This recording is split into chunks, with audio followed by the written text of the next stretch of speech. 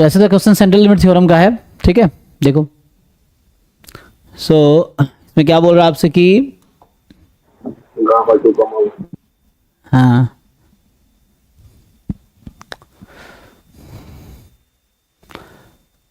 x1 x2 be the sequence of id random variable each having the pdf this, okay ना। तो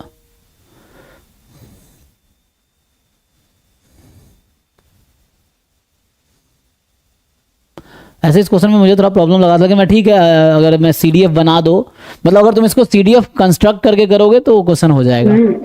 sir वो easily हो गया। हाँ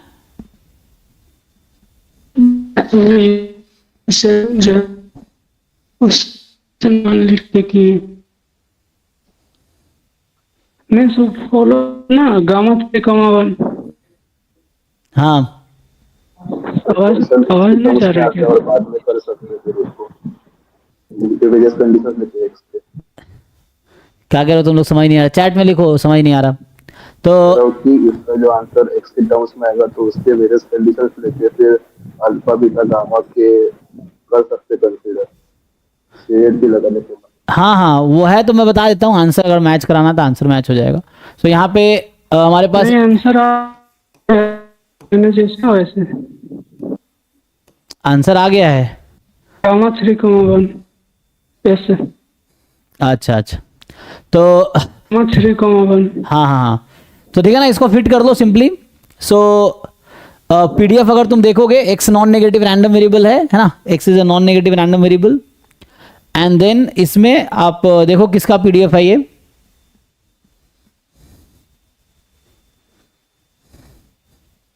हाँ जी हाँ जी। सो यहाँ से क्या है, एक्स इज, एक्स को जो डिस्ट्रीब्यूशन है ना, तो x has distribution gamma, actually कर लेंगे और कर लेने में डिफरेंस है, करके आंसर देख लो आ जाए तो अच्छी बात है, क्योंकि अक्सर मैं यही बोलता हूँ कि लोग लगता है कर लेंगे हो जाएगा, ठीक है ना। तो यहाँ पे सिंपली इसको पुट कर दो, तो इसको कंपेयर कर सकते हो सिंपली, है ना। तो एक्स हैज डिस्ट्रीब्यूशन गामा 3,1 और ये समेशन एक्स आई एक्स बार है ना ये, तो यहाँ पे क्या आ जाएगा, उसका मीन 3 और variance √3/n। So probability X bar less than equal to X है, यही है। सो अब जैसे हमारे पास सैंपल का डिस्ट्रीब्यूशन क्या है कि बता रखा है कि जो सैंपल है वो गामा 3,1 है, और यहां से तुम ई एक्स अगर निकालोगे तो मीन 3 आएगा और वेरिएंस एक्स भी 3 ही आएगा, ठीक है ना। मीन वेरिएंस दोनों 3 होगा क्योंकि अल्फा अपॉन बीटा स्क्वायर, कोई भी फॉर्मूला लगाओ, तो mu and sigma square you have this. अभी के लिए अगर सेंट्रल लिमिट थ्योरम लगाएं हम तो होगा क्या, limit n tends to infinity probability x bar minus mu, so mu है 3 अपॉन सिग्मा बाई √n, तो सिग्मा है √3 बाई √n, n फिक्स है, तो अभी के लिए ये लिख लो sigma by √n, sigma square 3 है तो sigma by √n less than equal to, यहां पे भी x minus 3 by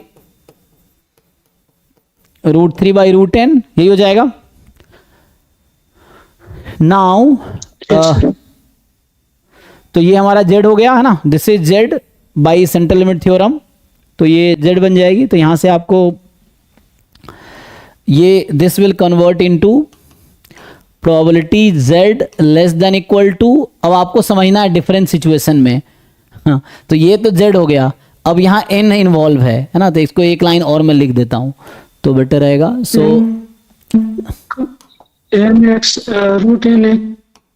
limit n tends to infinity √3 होगा, उसके बाद माइनस इन्फिनिटी से कम रहेगा तो 1 हो जाएगा। सो यहाँ √n इंटू, ठीक है ना, ये आ जाएगा x माइनस 3 बाई √3, ये है ना अभी तक। अब आप खुद समझो क्या होगा, डिफरेंट केसेस में हम लोग सोचते हैं, यहाँ केस क्या बना रखा है इन्होंने, beta beta gamma gamma, okay, तो ठीक है ना। सो गामा तो एंड में हम लोग मोर देन, सर इसके बाद मैंने ऐसे किया ना, जैसे अगर x की वैल्यू 3 से ज़्यादा होती है तो इन्फिनिटी हो जाएगा, और फिर इन्फिनिटी से लेस पे वैल्यू 1 हो जाएगी, मीन्स थर्ड वाला ऑप्शन देखिए, x greater than gamma means x greater than 3 पे 1 हो जाएगी, k की वैल्यू 1/3।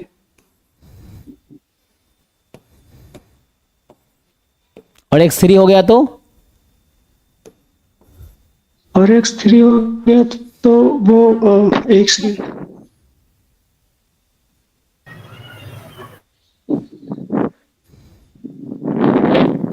सर यहाँ पे मुझे थोड़ा सा कंफ्यूजन था, जैसे कि x जब 3 हो जाएगा तो 5 की वैल्यू जो होगी 1/2 आएगी, हाँ तो वहां पे k की वैल्यू 1/6 आ रही है, और इससे जब लगा रहे हैं तो 1/3 नहीं है। नहीं एक सेकेंड सर, x को 3 हम्म सर x को 3 से ज्यादा लेने पे 1 आ रही है ना, तो k की वैल्यू 1/3 हो जाएगी। हाँ, k की वैल्यू 3, x की वैल्यू 3 है तो क्या होगी?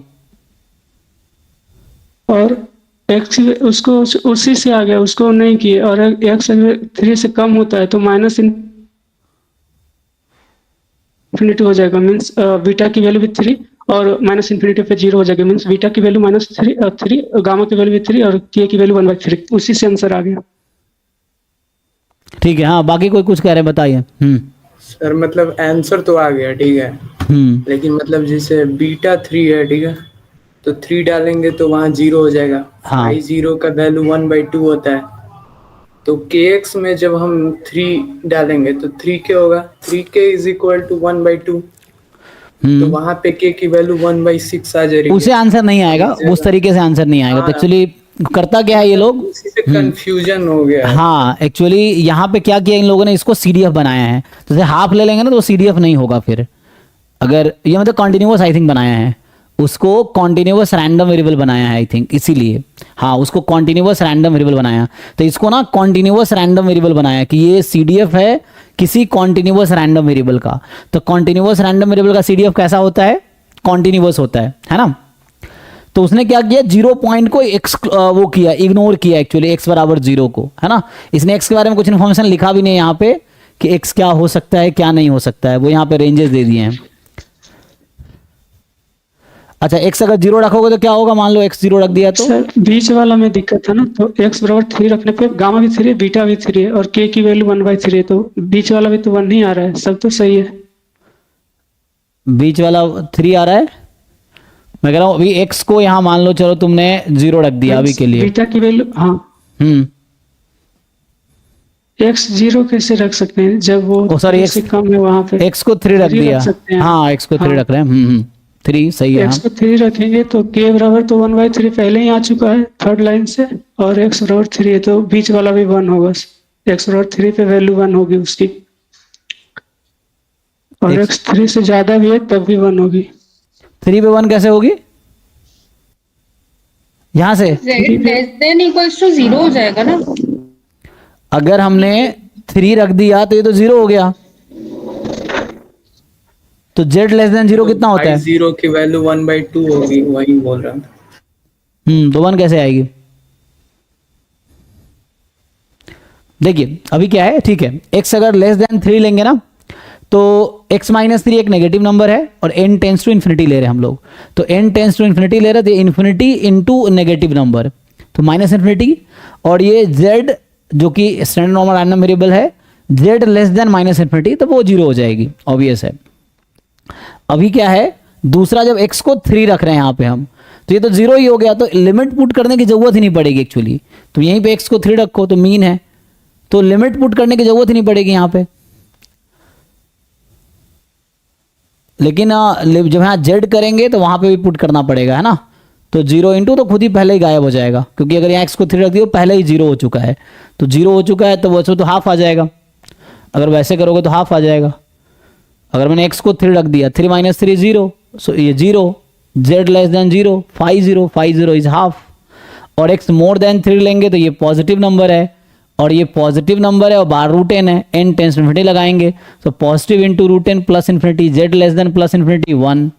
तो इस तरीके से आंसर नहीं आएगा। तो आंसर कैसे इन्होंने किया है कि अभी ये क्वेश्चन है, क्या ये कॉन्टिन्यूअस, क्या ये अभी CDF है? क्वेश्चन ये है, is it a CDF? CDF तो हो जाएगा आई थिंक। CDF के लिए क्या करेंगे? हाँ, क्वेश्चन है क्या ये CDF है? अभी CDF भी नहीं है, ये 1 रहेगा तभी CDF होगा बीच में, है ना। अभी देखो ये CDF बना रहा है, CDF होने के लिए क्या कंडीशन है? नॉन नेगेटिव, राइट कॉन्टिन्यूअस, फिर तो यहाँ पे तुम अगर देखोगे जंप एट 3, तो क्या करते हैं हम, value at 3 minus left hand limit. अगर इसका हम ग्राफ बनाए तो क्या होगा, तो इसका अगर हम ग्राफ बनाएंगे तो लेस देन 0 पे, लेस देन 3 पे 0 है, ठीक। 3 पे पर्टिकुलरली हमने वैल्यू क्या ले लिया। ओके, क्वेश्चन ये क्या, ये CDF है तो ये राइट कॉन्टिन्यूअस होने चाहिए ना, राइट कॉन्टिन्यूअस फेल हो रहा है। राइट कॉन्टिन्यूअस होने के लिए क्या होना चाहिए, so is it right continuous, check करो। मतलब ये CDF नहीं है एक्चुअली, तो ये आंसर हम इसलिए नहीं लिखेंगे क्योंकि we want is as a CDF, तो इसलिए इसको ना इससे आंसर नहीं आएगा। तो वहां समझना क्या है कि इसको CDF बनाना है, या CDF अभी नहीं है। क्यों CDF नहीं है, this is not right continuous at 3। CDF होने के लिए क्या होना चाहिए, राइट कॉन्टिन्यूअस। और राइट कॉन्टिन्यूअस होने का क्या मतलब है कि फंक्शन की वैल्यू एट पॉइंट पे उसकी राइट हैंड लिमिट सेम होगी। तो यहाँ पे instead of taking this half, वो x बराबर 3 वाले पॉइंट को इग्नोर करना पड़ेगा। ये अभी ये CDF नहीं है क्योंकि non decreasing right continuous, infinity पे 1, माइनस इन्फिनिटी पे 0। तो ये नॉन डिक्रीजिंग तो है, राइट कॉन्टिन्यूअस नहीं है क्योंकि 3 के राइट हैंड लिमिट 1 है, 3 पे वैल्यू 2 है, हाफ है, तो ये राइट कॉन्टिन्यूअस नहीं है। So that's why right continuous बनाने के लिए क्या करना पड़ेगा, so you have to include,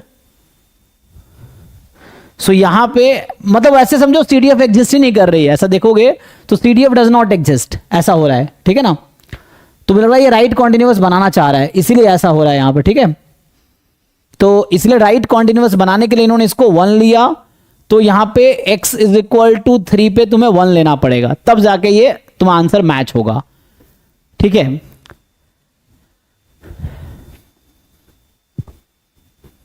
अब क्या हुआ, अब ये राइट कॉन्टिन्यूअस हो गया। अभी के लिए क्या है कि ये राइट कॉन्टिन्यूअस है, मतलब CDF है, अभी ये CDF है। इसको तुम ऐसा लिख सकते हो 0 1, 0 when x less than 3, 1 when x more than equal to 3, ये चीज है।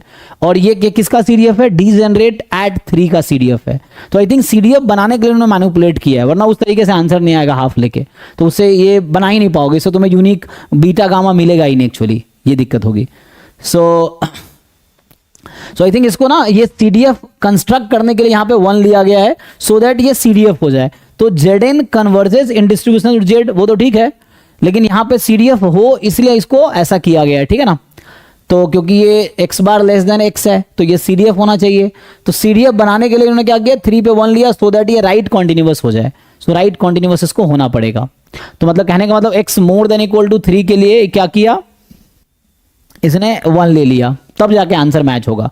अब तुम इसलिए इसको मैच कर सकते हो। तो जैसे यहां से अगर कंपेयर करोगे x लेस देन 3 है, तो यहां से आपको समझ आएगा ओके, तो बीटा की वैल्यू क्या है यहाँ पे 3। तो इससे आंसर मतलब मैच होता है। तो मुझे भी मतलब इस सॉल्यूशन में थोड़ा दिक्कत है ये ऐसा, क्योंकि 1/2 रखना चाहिए था, लेकिन मुझे लगता है CDF बनाने के लिए आंसर वैसा है, उस तरीके से आंसर नहीं आएगा। पहले मैंने भी यहाँ हाफ ही लिया था, लेकिन उसे आंसर मैच नहीं करेगा, ठीक है। तो आंसर इससे मैच करता है, जो ऑफिशियल आंसर की मैं आंसर है वो इससे मैच करेगा।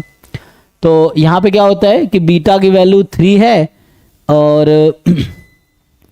x तो 3 रख दिया हमने, तो बीटा 3 गामा भी 3, क्योंकि है ना, अगर इस फॉर्म, अच्छा इसी को मैं उसी फॉर्म में, जिस फॉर्म में उसने लिखा है ना, हम उसी फॉर्म में लिख देते हैं। तो इसको मैं अगर उसी फॉर्म में लिख दूं तो ये लोग इस तरीके से लिए हैं, ठीक है ना। तो मेरा कहने का मतलब ये है, इसको हटाओ और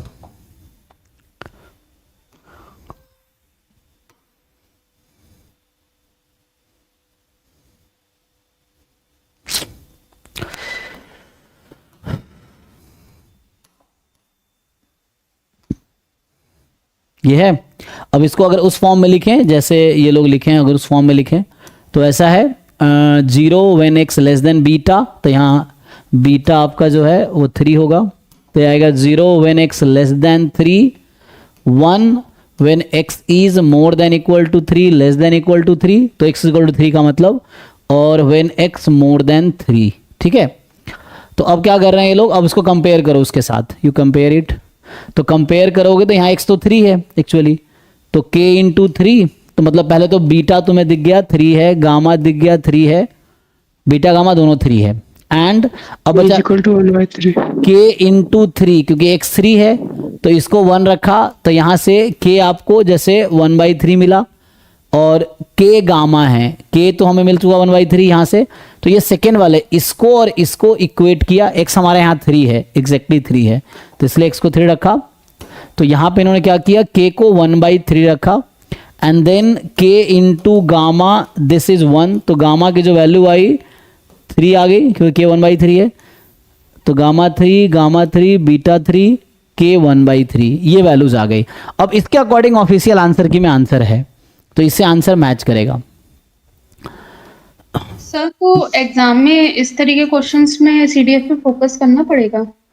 नहीं, ऐसा जरूरी नहीं है क्योंकि इट इज़ नॉट नेसेसरी कि वो सीडीएफ आएगा ही, लेकिन यहाँ पे आंसर मैच करने के लिए तो हो सकता है किसी ने चैलेंज नहीं किया हो या इस तरह से एक्सप्लेन नहीं किया हो, इसलिए कई बार क्या होता है ना कि क्वेश्चन आया होता है कि अगर आप लाइक ऑप्शन आंसर की निकलने के बाद ऑप्शन आता है चैलेंज करने का, यू कैन जस्ट 500 रुपये शायद पे करना होता है, then you will have a discussion with the person जो आंसर की बनाया है। If you convince them that उनका आंसर की गलत है, तो इसलिए मार्क्स टू ऑल होता है। आप देखते होंगे जो मार्क्स टू ऑल जहाँ भी है यही वजह है कि पहले कोई ना कोई आंसर तो आता ही है, फिर जिन लोगों को लगा कि नहीं आपके आंसर की में कुछ प्रॉब्लम है जैसे इस क्वेश्चन में है, तो आप वो करके फिर अप्लाई करके वहाँ पे एक प्रोसेस होता है जैम के वेबसाइट से अप्लाई करके, then I think you will send to your solution, maybe you will have discussion and then if you convince them yes you are right, तो फिर वो मार्क्स टू ऑल हो जाता है। मतलब क्वेश्चन में गलती कुछ है तो उसके से मार्क्स टू ऑल होते हैं, ठीक है ना। तो वैसा है, तो इसमें आई थिंक हो सकता है किसी ने नहीं किया हो चैलेंज, इसलिए ऐसा ही रह गया है जो कि ऑप्शन होता है ना रिपोर्ट द क्वेश्चन का। नहीं रिफंड नहीं होता, जो पैसे लग गए तुम्हारे सही हो गलत तो पैसे वापस नहीं मिलते। Report the person, report the person, report the person option exam में होता है ना। हाँ होगा, पता नहीं, वो एग्जाम आंसर की के बाद की बात कर रहा हूं मैं। अरे तो मैं आंसर की के बाद की बात कर रहा हूं। रिपोर्ट द क्वेश्चन हाँ वहां कर सकते हो तुम, उसमें कोई दिक्कत, लेकिन उससे बहुत कुछ होगा नहीं, शायद वो पहुंच जाएगा उनके पास मैसेज, लेकिन वो आंसर की निकलने के बाद होगा। सर हाँ सर मेरा ओबीसी सर्टिफिकेट का एक इशू है, क्या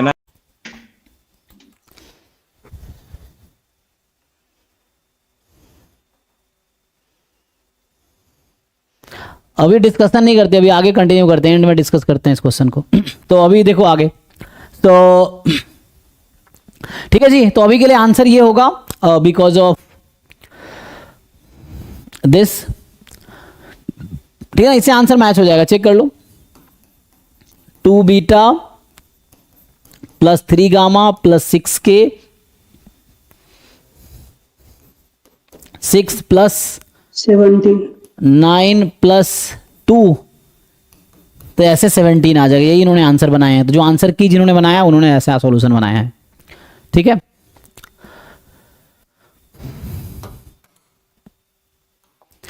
तो ये हो गया 42 के बाद जो क्वेश्चन है कि और कोई बचा है 41, 42 के बाद 46, तो 46 में क्या है